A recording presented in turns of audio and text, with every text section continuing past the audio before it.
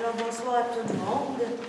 Le conseil de la municipalité de la paroisse de Sainte-Marie-Madeleine siège à la séance extraordinaire du lundi 16 décembre 2024 en présentiel et en présence du public. La séance sera diffusée sur le site Internet de la municipalité dans les 24 heures.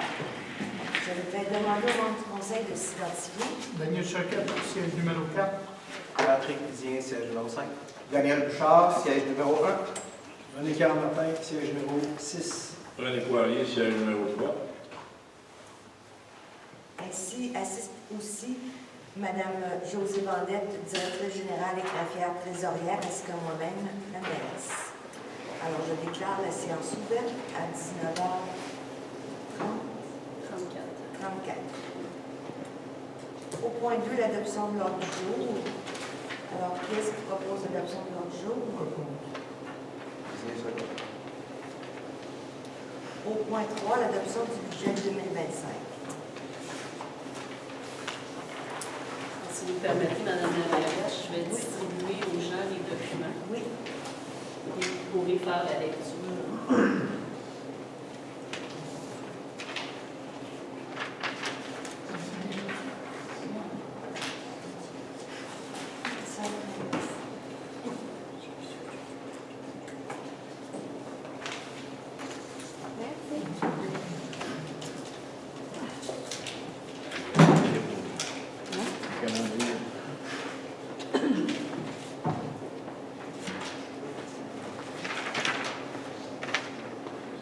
Alors, vous pouvez commencer, si vous voulez, Mme la mairesse.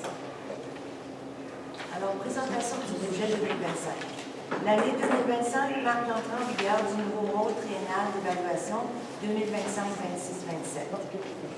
Des augmentations moyennes de 32 affectent les propriétés du territoire. Alors qu'en 2021, la valeur des propriétés avait augmenté d'environ 18,71 %. Cette nouvelle hausse fait en sorte que la valeur des propriétés a presque doublé en 4 ans. Plusieurs projets ont marqué des progrès et nous avons finalement obtenu du financement pour la réalisation de certains d'entre eux. Pour les autres, nous poursuivons nos demandes de financement et nous espérons pouvoir les réaliser avant la fin de notre mandat. Nous maintenons donc notre engagement de réaliser les projets qui nous tiennent à cœur à coût acceptable pour les citoyens et les citoyennes. Le plan d'intervention en voirie est complété et nous avons déjà déposé une demande de financement de travaux en collaboration avec la municipalité de Saint-Charles sur le Richelieu. D'autres demandes sont en cours de préparation pour un dépôt en début d'année 2025. Nos ingénieurs travaillent fort pour produire les plans, les devis et les estimations des coûts des travaux pour soutenir nos demandes de financement. Et que dire de l'équipe municipale? Bien que petite, cette équipe accomplit de grandes choses en réalisant la majeure partie des mandats à l'interne, donc sans coût additionnel pour les citoyens et les citoyennes. Nous entamons la dernière année de notre mandat d'élus municipaux et nous sommes fiers de ce qui a été accompli. Vous avez de grandes attentes et nous avons à cœur de vous offrir de très bons services municipaux tout en respectant votre capacité à payer. Comme la principale source des revenus des municipalités est les taxes et les tarifications, nous avons revisité le budget 2024 pour vous présenter un budget 2025 respectant nos besoins tout en diminuant substantiellement le taux des taxes. Ce sera donc une réduction de taux de taxe moyen de 35 qui aura été consentie aux citoyennes et aux citoyens pour pallier l'augmentation des valeurs de leur propriété, et ce, sans réduire les services et les projets. C'est ainsi que le conseil municipal adopte un budget pour l'année 2025 de 5 416 832, auquel il ajoute une prévision budgétaire de 4 119 900 pour la réalisation des projets majeurs prévus au programme triennal d'immobilisation. Si nous réussissons à obtenir les subventions requises pour réaliser les projets sans trop impacter la capacité de payer des citoyennes et des citoyens. Ces travaux feront l'objet de règlements d'emprunt ou d'affectation de surplus, ce qui permettra de répartir sur plusieurs années l'impact de ces travaux. Les budgets sont gérés de façon rigoureuse pour offrir à nos citoyennes et citoyens les meilleurs services possibles dans la mesure de nos moyens. Pour ce qui est de la tarification applicable aux services d'aqueduc, d'égout et de collecte de matières résiduelles, nous vivons, tout comme vous, une variation des coûts que nous devons débourser pour maintenir ces services. La tarification varie donc en fonction des coûts réels des services, moins les redevances perçues par la municipalité. Vous avez en tout cas le tableau, oui. Donc, vous avez le tableau, vous pouvez voir que le total des revenus égale le total des dépenses, c'est-à-dire 5 416 832. Il y a également ce tableau-là sur les taxes, les variations applicables. Le programme triennal d'immobilisation de la municipalité de la paroisse de Sainte-Marie-Madeleine demeure fort chargé. Ce programme inclut un ensemble de projets et de programmes d'investissement que la municipalité veut poursuivre et terminer au cours des 3 prochaines années. Ce programme comprend des travaux d'amélioration du réseau routier.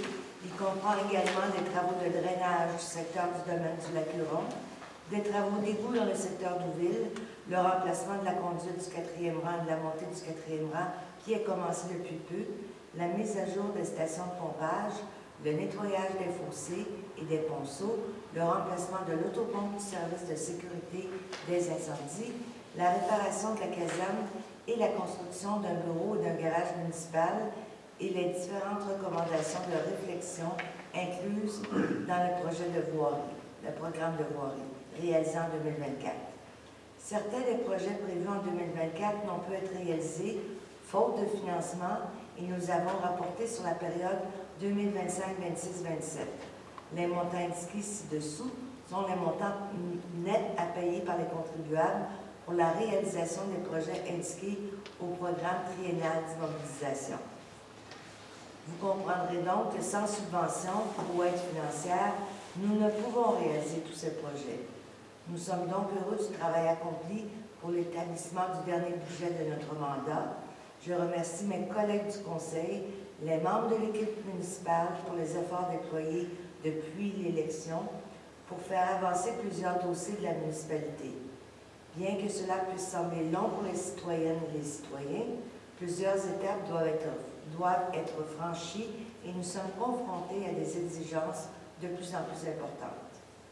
Cela est sans compter les nouvelles obligations qui ont été déléguées aux municipalités au cours des dernières années sans que nous ayons ajouté de personnel. Les bases sont maintenant jetées. Tous ces projets pourront voir le jour au cours des prochains mois si le financement est au rendez-vous. Nous récoltons donc les fruits des efforts effectués pendant notre mandat.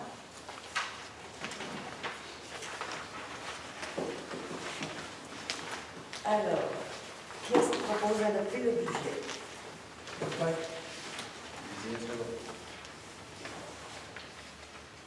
Au point 4, programme triennal d'immobilisation 2025, 26, 27, l'adoption.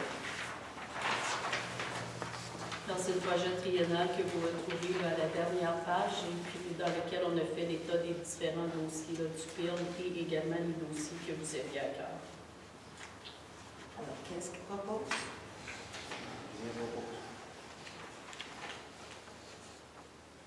Martin Segard. Au point 5, c'est la période de questions. Est-ce qu'il y a des questions?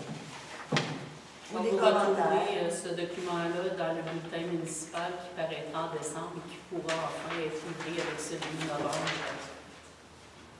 avant les fêtes. Oui.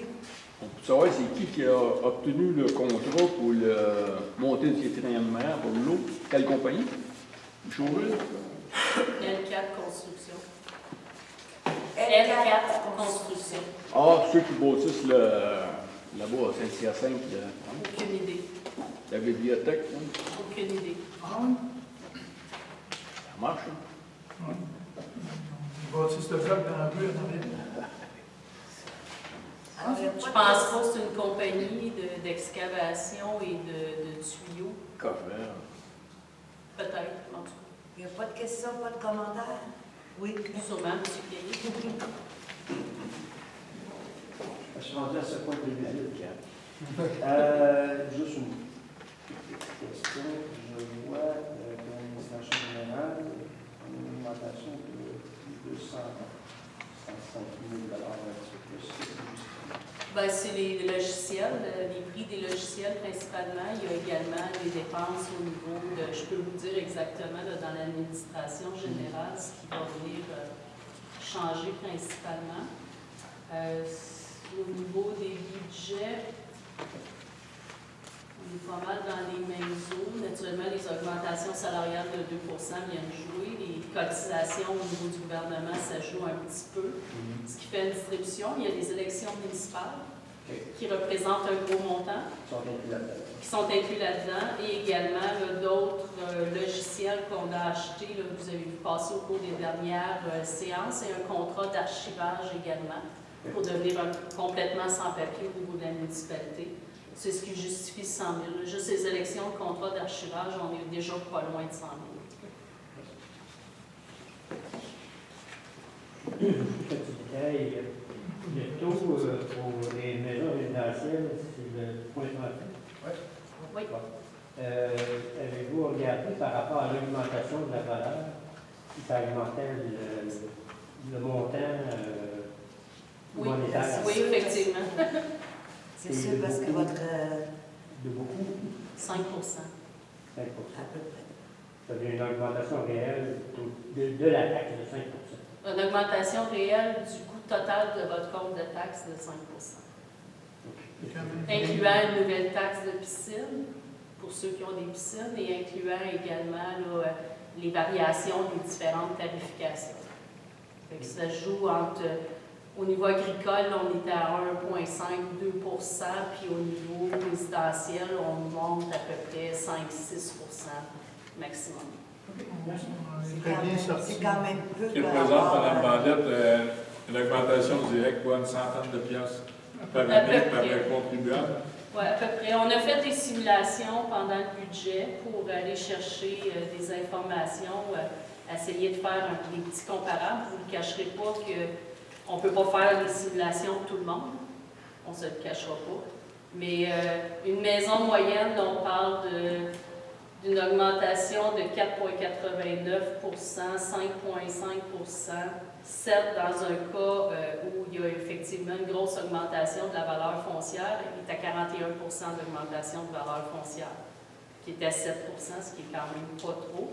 Au niveau de d'autres, les réductions sont même, on est à 1,21, 2,99. Une terre agricole pure, on est à 6,8 de réduction parce que lui, il n'y a pas de bâtisse, il n'y a pas rien. Donc, la valeur de la terre, elle a augmenté moins que la valeur de la bâtisse. Donc, on a fait une vingtaine de simulations, ce qui nous a permis d'aller chercher une moyenne. Mais la maison moyenne de Sainte-Marie-Madeleine, à 321 000, on parle d'à peu près 5 ce qui est quand même fort raisonnable. On a des augmentations moyennes de l'évaluation foncière de 32 C'est excellent. Fait que c'est quand même une grosse variation. Puis dans les tarifications, bien, on va vraiment au coup net. Là. On ne va pas plus haut que ça, mais on a, par exemple, dans le secteur de Douville, on ne vous le cachera pas, là, avec les travaux qu'ils font au niveau des différentes usines pour amener les égouts vers l'usine de traitement des eaux usées, ça l'impact sur notre taux de tarification. On a un montant plus élevé à refacturer aux gens, puis c'est normal. Là. Mais si on veut être desservi un jour, il faut que ces travaux-là se fassent. Alors, il y a d'autres questions? Alors, on va fermer la séance. Propose. Second.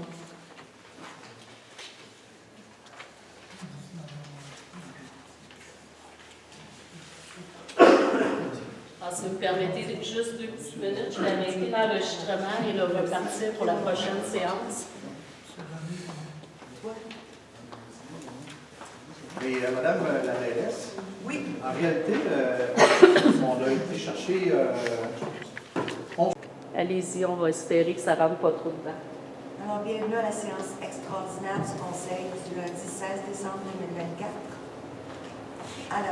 de la municipalité de la paroisse Sainte-Marie-Madeleine. à 20 heures. Et le prestataire, 19h51. Alors, la séance va être diffusée sur le site Internet de la municipalité dans les 24 heures. Je vais demander aux membres du conseil d'encore s'identifier. Daniel Choquette, siège numéro 4. Patrick Cuisinier, siège numéro 5. Daniel Bouchard, siège numéro 1. René-Carl Martin, siège numéro 6. René Poirier, siège numéro 3. Assiste également à la séance la directrice générale, greffière trésorière, Mme Josée Bandette, ainsi que moi-même, la mairesse. Alors, la séance est ouverte à 19h50. Au point 2, adoption de l'ordre du jour. Qui est-ce qui propose?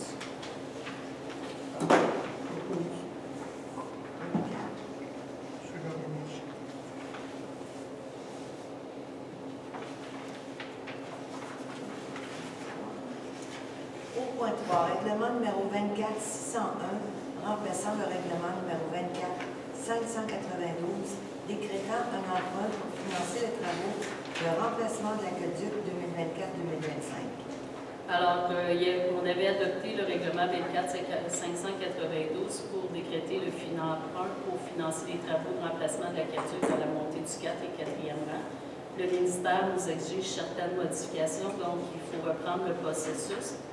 Alors, vous donnez l'avis de motion et je dépose le projet de règlement. Alors, le projet de règlement prévoit un emprunt de 3 266 250, des travaux de 3 266 250.